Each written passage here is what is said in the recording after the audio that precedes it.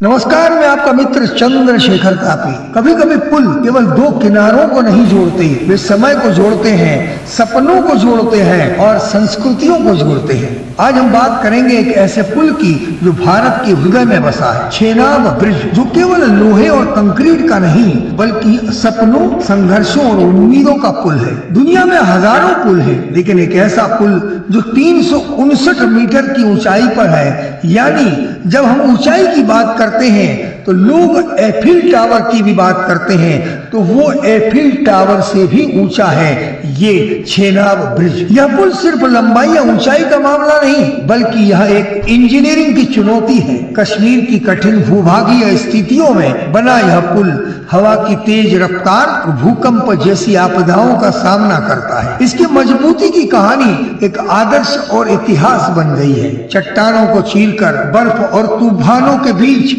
खड़ा हुआ है यह ब्रिज। भारतीय इंजीनियरिंग की ताकत है। इसे बनाने में लगभग 17 साल लगे, लेकिन परिणाम ऐसा जो इतिहास में अमर रहेगा। इस ब्रिज को तैयार करने में कई इंजीनियरों और विशेषज्ञों की मेहनत लगी, लेकिन उन सब में एक नाम खास तौर पर उभर कर सामने आया। वो नाम है प्रोफेसर जी माधवीलता का, जिन्होंने साबित किया कि महिलाएं कहीं भी सीमित नहीं, असीमित हैं और एक आदर्श है।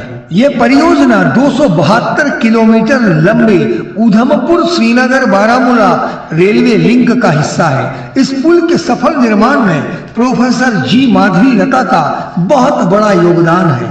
माधवीलता हमें ये नहीं सिखाती कि पुल कैसे बनते हैं, वो सिखाती है कि कैसे डर, संदेह और आलस्य को पार कर उस तरफ जाया जाए जहां आपका स्वरूप, आपका सपना, आपका पैशन, आपका इंतजार कर रहा है। न वो हथौड़ों से लड़ी, न तलवार उठाई, पर उसने जो उठाया वो था एक सपना। देश को जोड़ने का, पहाड़ों को चीरने का। वो न कोई चमत्कार था तो बस समर्पण, विज्ञान और साहस। वो पुल बना, वो सिर्फ नदी पर नहीं था, वो बना सोच और संकोच के बीच। जहाँ एक और पत्थर थे, वहीं दूसरी ओर एक महिला और उसका सपना। यह पुल सिर्फ रेलवे ट्रैक नहीं है, यह भारत की हिम्मत, दृढ़ संकल्प और तकनीकी ताकत का कमाल है। यह ब्रिज कहता है जहाँ चाह है वहाँ राह है, और जहाँ राह नहीं वहाँ तुम पुल बना दो। डॉक्टर माधवीलता भारत की एक प्रमुख वैज्ञानिक और भारतीय विज्ञान संस्थान की प्रोफेसर है। उन्होंने 1992 में JNU से सिविल इंजीनियरिंग में बीटेक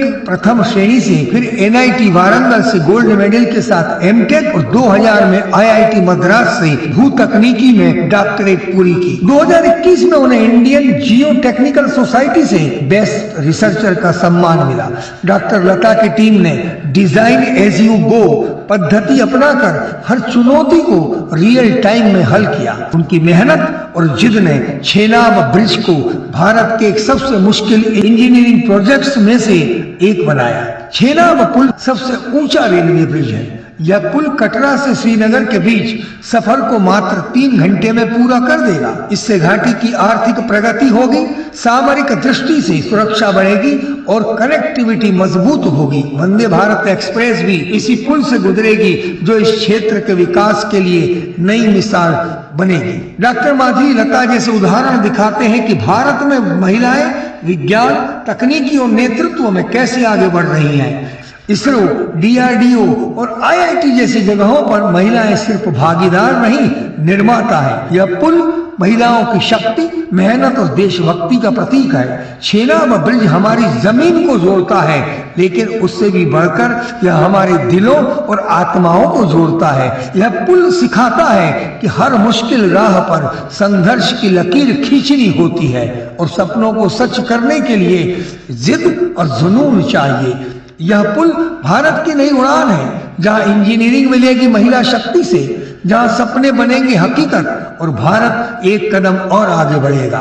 अगर आपको यह कहानी पसंद आई हो तो लाइक करें, शेयर करें और सब्सक्राइब जरूर करें। नीचे कमेंट करें कि आपको सबसे प्रेरक हिस्सा कौन सा लगा। धन्यवाद। आपका मित्र चंद्रशेखर तापी। प्रणाम, नमस्कार।